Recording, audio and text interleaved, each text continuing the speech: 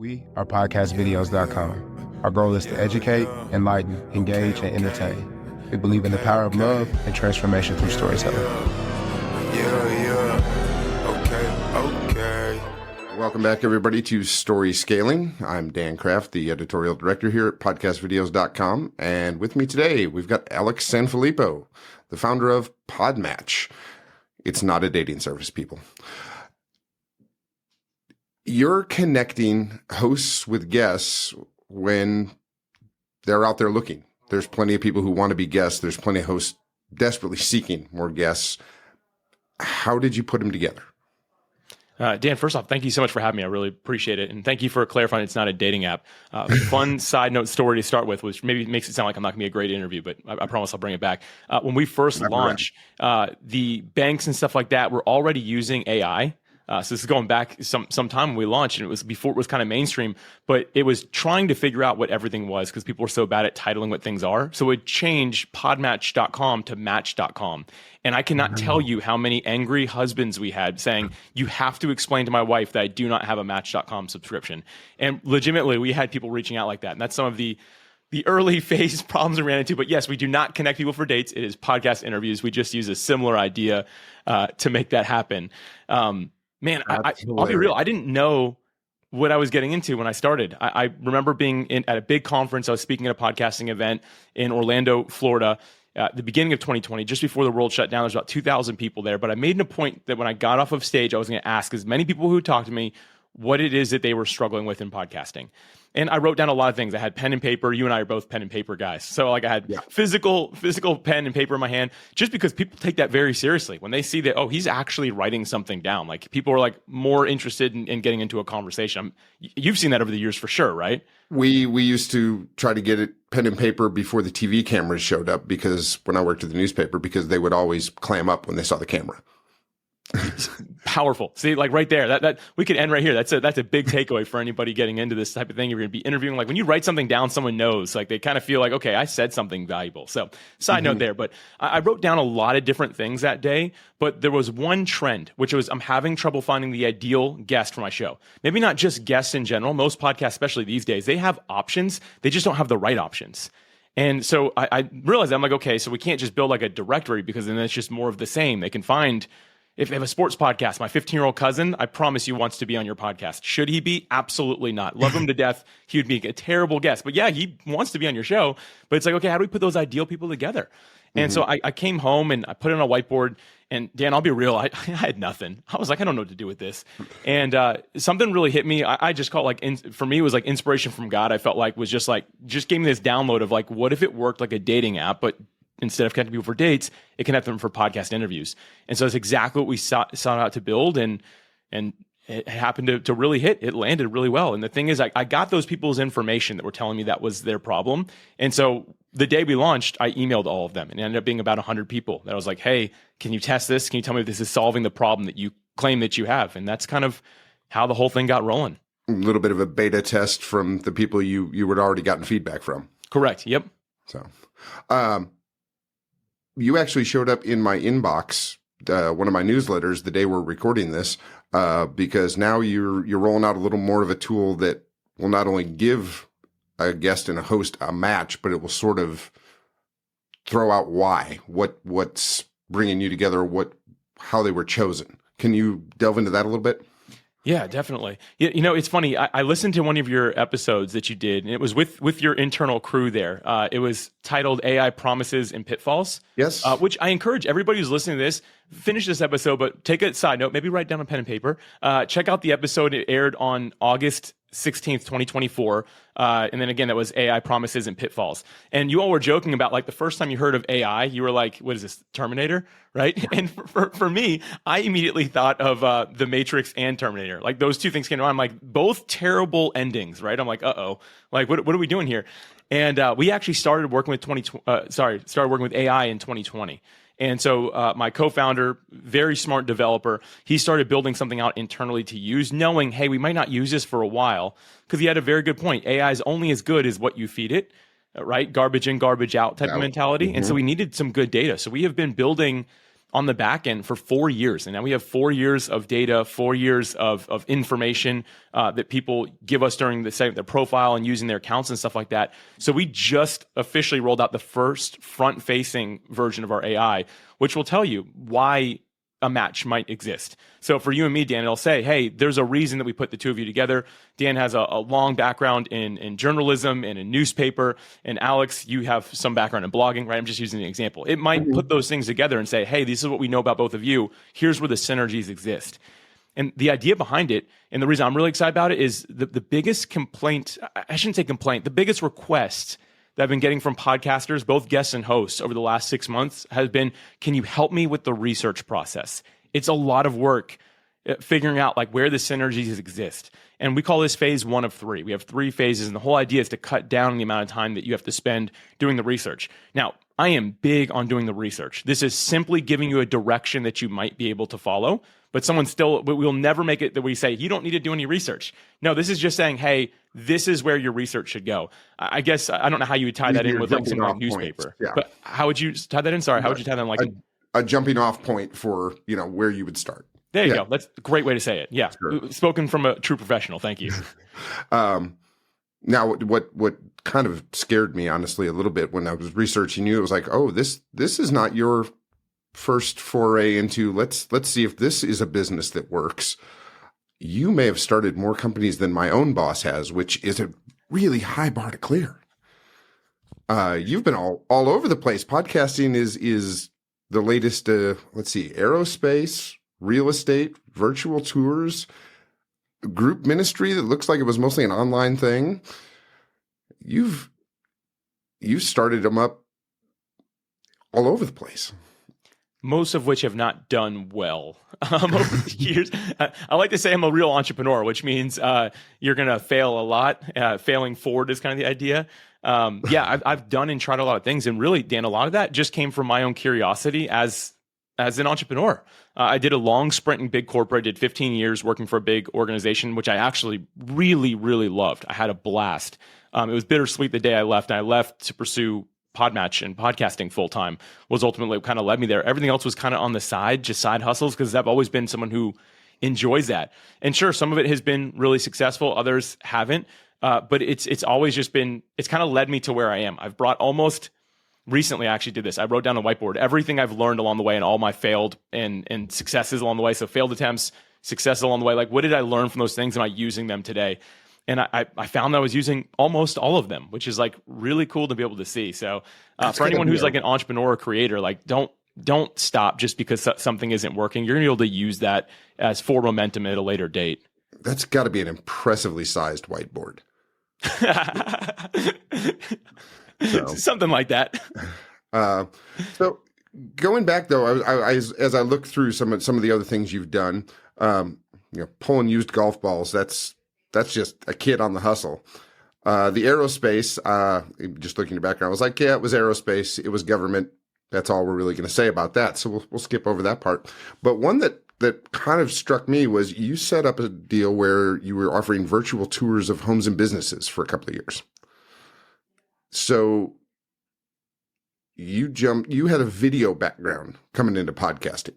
Obviously this is something that really grew from audio, and video is, well, as far as we hope anyway, it's something that's going to catch because it's sort of in our name. But you had some video background. Did you jump natively into an audio video set, or did you try the audio route alone first? So going back to like the virtual tours days, that was like, it was a different time. And this was like for real estate specifically. So I was never in any of it, right? And so for me, it wasn't like, it didn't feel scary because there was never like, hey, here's this place. It was back before that was a thing. It was more so just kind of dragging your mouse around, like looking at the different rooms and stuff like that, which was really fun. And for me, I was more on the technology side of that. So, which I liked. So I had a team of photographers, video people, all that stuff, and then editors. And it was kind of just like working through it. It made me very passionate about real estate for a time. Like, it was just really cool to see, but it felt totally different. And the first time I actually got in front of a camera, Dan, it did not translate, which I learned instantly because I totally froze up the first time I had a camera in front of me. Didn't know what to say, didn't even know how to like articulate anything. So sure, maybe I knew a little bit like the tech side of it and understood like how this all works. But the second that camera, the little light came on, it was in front of me, I totally froze up and it terrified me. I wish I would have been giving myself some reps back then, but I was definitely not doing that at that time. In my newspaper days, we used to duck the TV cameras to try and stay out of their shots because we would tease each other back in the newsroom. Oh, I saw you on TV. Even I saw your car. I was like, well, I can't help where they pointed the camera, but it's a little bit different experience to be pointing the camera at something instead of having it pointed at you. Yeah. Oh yeah. It really is. And for me, like, this is another like little practical application moment. If you're maybe a podcaster who's just doing the audio, but you're saying, I really want to do video. For me, the way I got comfortable with it, and this maybe isn't what like a on air, on video expert would tell you, but I literally just put my iPhone in my blinds. Like, it would sit inside like the blinds, and I hit record. And I did that every day for months. And I got really comfortable because I'd rewatch them, and they were icky to rewatch and listen to, right? But it taught me the things I knew I was good at talking about and the things I wasn't, and how to articulate well. That's a simple practice for like overcoming that imposter syndrome or fear. So I hope that's valuable for someone to hear. But I think that being on video makes you better at audio at this point. And so I really have been suggesting that you should really, I mean, it's the future. And again, it just makes you more well-rounded. Like, why not, right? I look back at some of the early ones we did, and it was like, I'm in the frame. I think I'm speaking, fairly coherently. There's not a lot of stumbles, but I am nervous enough that I'm going on the table the whole time and realizing that my microphone has picked it all up. When I came from big corporate, what I used to hear, and I'll do it right here, pen and paper, right? I have one in front of me. I don't know if you'll ever hear this, but oh yeah, when somebody's talking in a boardroom, they're just pushing the pen in and out, and you're like, will you please stop? But they were someone that you worked for, so you had to just learn to love that terrible noise. I left my pen out of reach for exactly that reason. Very smart. That's a pro move right there. So obviously we've been talking about a lot about PodMatch, but you have several related or other podcasting area outfits going on. You do some education. You've got your podcasting made simple, which is, it seems like where you really started to catch some attention in the first place. You do some industry speaking. There's Pod Lottery, Pod.style. Is that still a thing? Clothing for podcasters? We've actually, it's interesting. A lot of these brand, like if you keep on going through the list, like that Pod Style is like where the list begins that we've like removed or we've brought it into PodMatch. The idea is because it's a lot and I don't want to confuse people. I want to bring it all into PodMatch. And so we've done that. We've sunset some things, including that. For a little people were like asking about like the t-shirts I was wearing. Like I'm wearing one right now that says the words seek to serve. Mm-hmm. And people were like, really like it. So I'm like, okay, let's just set up a Shopify store and give people a code. They can get it. And then sure enough, we did that. And then we started having people say, oh, it didn't fit. Can I get another size? And we started doing that. I'm like, wait a minute, we're a software company. We're not a clothing company. Like if somebody wants it, we will ship it to them for free. If they ask us, they're like, hey, I really like that. Give us a size and address and we will just ship it to them, but we're not getting into that type of thing. But at first I was like, oh, people want it. Let's do it.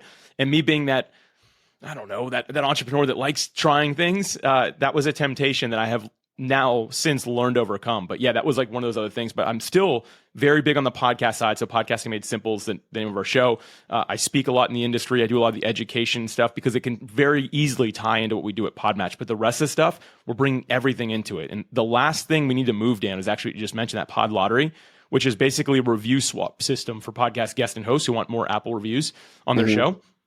It is Apple based.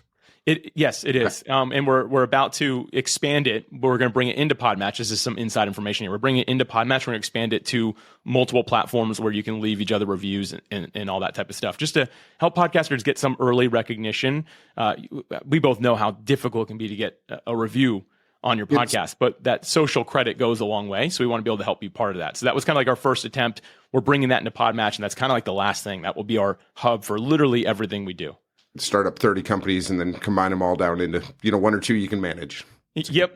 Good Not thought. not great advice, but it's actually worked really well for us. Every time we bring something into PodMatch, we get this great spike of more people joining the platform. So we've been able to leverage it, but I wouldn't recommend it as an approach to take. So, yeah, we sell the merchandise too, but it turns out that if we give it away, that people want it a lot more.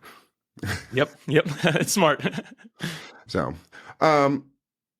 the idea that, you know, you're looking for guests for hosts for guests. Where do you see the bigger demand there? Is it hosts that are looking for guests, or is it guests who are trying to jump onto as many podcasts as they can for, you know, visibility, recognition? What's the bigger consumer market there? Is it the hosts that really need the guests, or is it vice versa? It's definitely it's turned into the guest needing or wanting more hosts. So guests wanting to be on podcast. But Dan, you and I both know it hasn't always been like this. If I go back to 2019, I could not convince people to be on my podcast. And I had an entrepreneurship show that was very high. I mean, it was ranked. It was on the top charts of Apple all the time. I'm very thankful it did very well. I could not convince people to be on the show because they're like, why would I ever waste my time being on a podcast? And has that shifted, right? Now I get emails from people all the time like, hey, I need to be on 30 podcasts this week, right? And that's an exaggeration, but people are like, I have to be on that many. I'm like, why, right? That's always my question. But yeah, we're seeing that people have noticed the power of podcasting, but don't want the work involved with podcasting. So they want to be in the guest seat instead. And so people go after reps, which I don't think is, I don't like necessarily agree with that style of like, just get on as many as you can. I think there's something to be said for getting on the right ones. Sure. And actually, you had a conversation with Kyle Kelman, I think is how you say his name. Kelms. Yeah. Kelms. Yeah. And listen, that was a great episode. Again, another one I'm going to reference back to your audience. That came out on September 13th, 2024. Something that you all both were saying was everyone has interest in your topic can now find it. And the problem is when someone's like, I want to be a guest on all the podcasts, like, okay, well, if that's not your topic, the listeners are not going to be interested. And so I think that's just super insightful that as guests, we should take a step back. So yeah, we're seeing more demand on people wanting shows to be on, but not wanting to start their own shows, or maybe curious about starting a show, but just don't really even know where to get started at this point. But we've definitely seen that shift. And I'd say it's reaching a point where it's becoming out of balance. But most hosts will tell you the guests that reach out have never done any research on the show at all. And they just want to promote their book, their coaching service, whatever it might be, right? Which is, again, really the wrong reason to be on podcasts, because listeners are smart. They can tell if you're showing up to sell or if you're showing up to add value. Mm-hmm. Yeah, we have several client shows here that some of the guests are folks that have books out. They're not here just because of that. A lot of them have additional background, but that seems to be a timing thing for a lot of hosts. They're like, oh, this would be a good time to bring them on because they do have a new book out, which has worked out pretty well for some of them. But yeah, it's not something you can lean on. For sure. And for the record, my favorite people to interview are people with books. It's so easy for me to navigate a very coherent conversation because they know the topic. And if I'm picking out even just a few chapters I want to hit points on, they can speak very, very clearly to it because they wrote the book on it, right? And so I'm not saying I don't interview authors. It's the author that says, I need to sell more books. I need to be on your podcast so I can sell more of my stuff, right? Versus I'm going to show up because I have a message and I wrote it in this book and I want to see how it can serve people, right? There's a different mentality there. Sure. As a true salesman versus, somebody who's got something to say. Right. So, and yeah, that's sort of how we got into the business too. It's funny that you say people are now moving to the idea of, I'm not going to bother with the show at all. I just want to be a guest. We saw a lot of pain points in show development before you start recording and releasing. And then in the editing and support side of things after you record that, editing software is hard to learn. It's kind of specialized. People give up on shows because they're not going to edit them to any sort of quality. They're not going to pay for the pretty expensive software in some cases. So bring the show in. We'll handle that stuff for you. And that's sort of where we think we found a groove as well. I think that's really smart. I think you're going to see more and more of a market for that because many people that I found that start getting on podcasts, especially when they do have a book, a coaching service, and they're doing really well, they come to me all the time saying, and Dan, for everyone listening, you're like, oh, you all should just partner up. I will be sending people to Dan, right? So that no one needs to like email in and say, guys, you all should be doing this together. We figured that out already. But people are saying, hey, I want to start my own show, but Alex, I don't want to do anything other than show up and record when it's time for me to do that. Yep. And that's where I think what you have is going to really, really shine with that person that has kind of broken through the mold or reach that certain point of expertise or even credibility in their space where they're like, I'm ready for that next level. You all are going to be shining more and more in the recent and distant future, I'd say. That's sort of the plan. Yeah. I'm glad to see that it makes sense to somebody outside the organization. So now we should also tell the listeners, though, of course, when we started talking and trying to set this up, you were like, well, do you have a PodMatch account? It was like, well, actually, given our business model, we don't, which was sort of embarrassing. But because we use the subscription model, the hosts, the people running these shows do most of their own guest coordination. And some of them, I actually haven't seen a couple of them to double check, but I believe some of them do use PodMatch. Others don't. Some of them focus more locally than other shows. Others use this Riverside setup that we're on a lot more often. We've had people record from Israel, South Africa, plenty of places where the time zone actually becomes the biggest problem. Yeah, that is an issue. It's funny, inside of PodMatch, we tell people their time zones and do they align at all when they say they're available to record for that exact reason.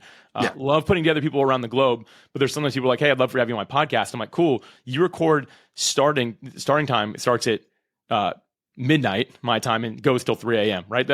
I'm sorry, I can't be up in the middle of the night trying to record. It would not be a coherent conversation. So I'm with you. Like, it's cool that you all have like kind of built that out, and it's just a matter of now like, okay, how can we do this, right? But I think that's always like people are willing to flex a little bit with their timing and stuff, which I think is just really a beautiful thing to get on any podcast channel, like a global perspective on a topic. I think that's like a really beautiful like thing that makes this medium so special. Mm-hmm. The other thing is that there's a big difference in how you need to coordinate that timing wise and guest wise if you're going to go with sort of a live stream or a very quick turn versus something that is pre-recorded and it's going to be a week or two before it goes live. You've got more flexibility in those situations. Right. So, Alex, what else? What haven't we hit? This is always my favorite question. What else do we need to talk about? Do we need to let people know about before we get out of here? And you can go to lunch. I'm not quite there yet. I think that the big point that I've been really trying to hit home is that podcasting on the hosting side has a really, really high failure rate. And I find this really sad because I believe that people get started because they have a passion, a purpose, a desire to serve. They have some idea in mind, and they just give up way prematurely. The best example I can give is I always go back to American football, NFL. Listen, there is no NFL player that started as a kid who quit after 10 weeks, 12 weeks, 2 years, 5 years, right? Saying this is just not going to work for me, right? No one in the NFL has ever done that. They, at this point, trained since they could walk. Their parents are throwing them a ball, but like, you better figure out how to catch that all the way until they get there. That's the only way you make it that far. But for some reason, in entrepreneurship, in podcasting, just in being a content creator, we give up so fast. And it's because we're always looking ahead at the people that have made it. And we're like, well, how do we get there? Well, you spend 20 years working on it, right? You're comparing your year 20, someone else's day one, your day one often. And so when I look at, I just have like a little bit of data here that I'm actually going to read off, but making it to 8 episodes, less than 50% of people who start a podcast make it to 8 episodes. And then 50, which if you're doing a weekly show, this is 1 year, 11% of people make it that far. And then that's part of why we push our subscription model to go for a year. It was like, guys, if you're going to commit to trying this, you need to spend, a year, get 50 episodes out there. Let's see if it's catching. Let's see if it's working. If not, maybe we tweak it. Maybe it's done. It does happen. But you've got to give it that amount of effort, that amount of time to develop itself out. Now, that is, to me, that's like the key that I want to like kind of end with here. My kind of like thought here is what I just mentioned, that 50 episodes, reaching that 50 episode mark, about a year for your weekly show, just under 11% chance of making that far. What I'm getting at here is you need someone in your corner.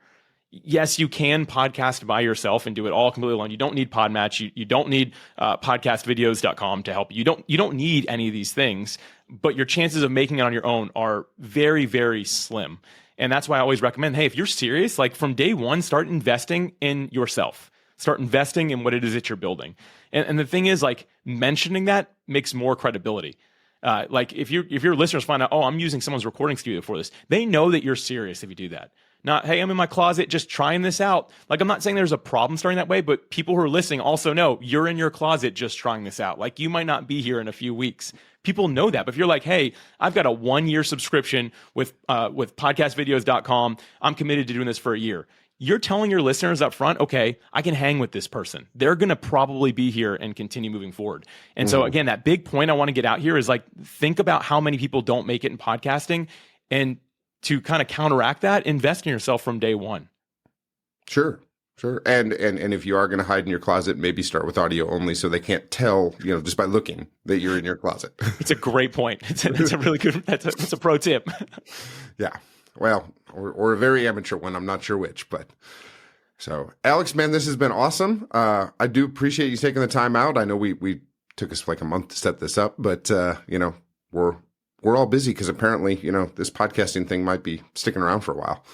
It seems that way, Dan. And I think we're both very grateful to be hearing that. And really, thank you for having me today. This was absolutely a blast. Been listening to your podcast and loving the work you guys do. So I'm really just honored to be here today. We appreciate you taking the time out, man. And I'm sure we'll do it again. Sounds good. So, all right. Well, everybody from the Podcast Video Studio, I'm Dan Kraft. This is Alex Sanfilippo of PodMatch, and you've been listening to Story Scaling. We'll see you all next week.